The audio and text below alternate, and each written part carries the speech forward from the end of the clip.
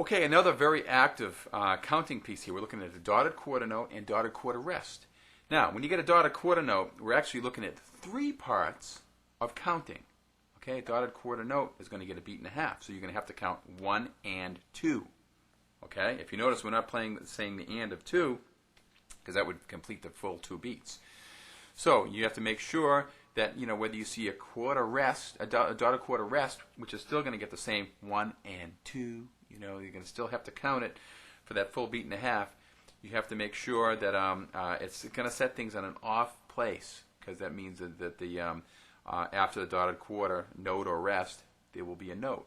So you're going to be placing things on the ands of beats. So watch very carefully. On this piece here, we focus in on our left hand playing single letters or roots, what we call the root of the chord. This works on lead sheets too. You play your everyday favorite songbook tunes, and you'll see A minor 7 and C6 and, you know, G/B, where you play the B in the left hand. You know, these can just be played with single letters. So instead of playing the whole F major 7 in the left hand, you can play just the F, and that will work. You know, it's the beginning level of chord playing. It's what we call the root.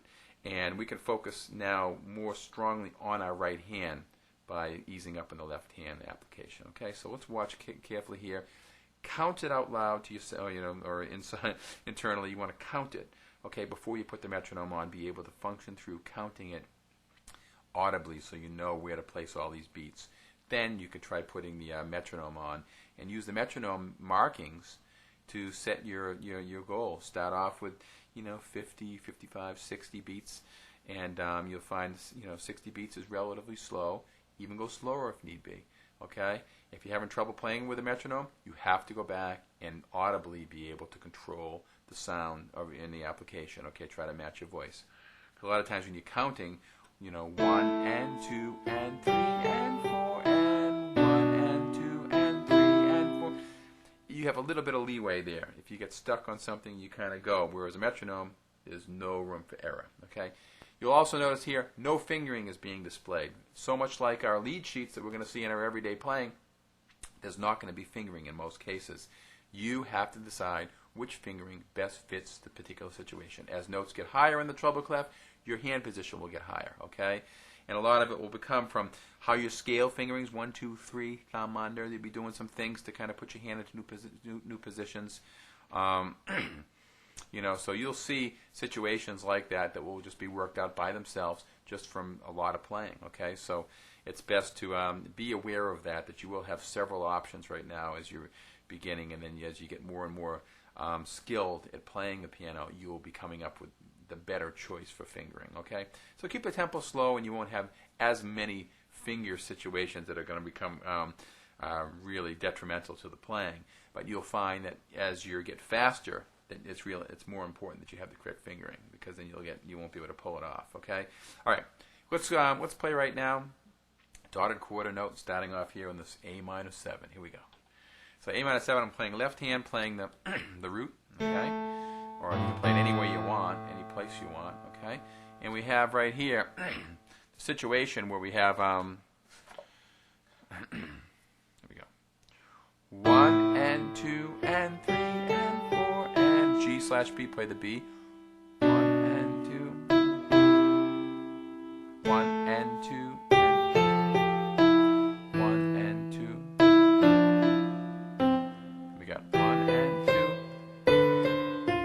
1 and 2 and 3 and 4 and...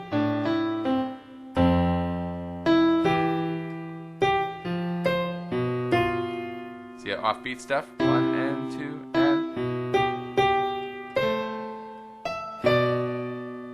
1 and 2 and 3 and 4 and 1 and 2 and 3 and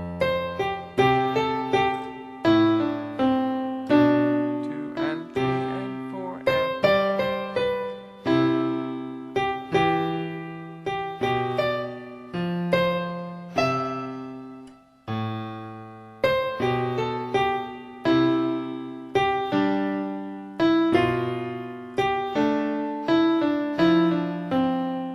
Third line from the bottom. 1 and 2 and 3 and 4 and 2 and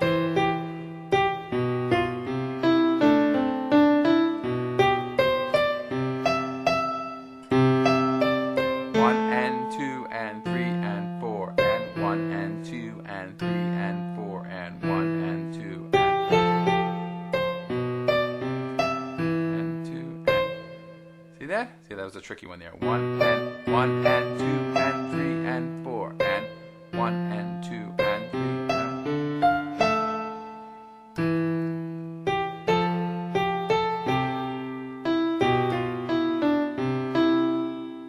Isn't that great? I mean, you could take these things at higher levels.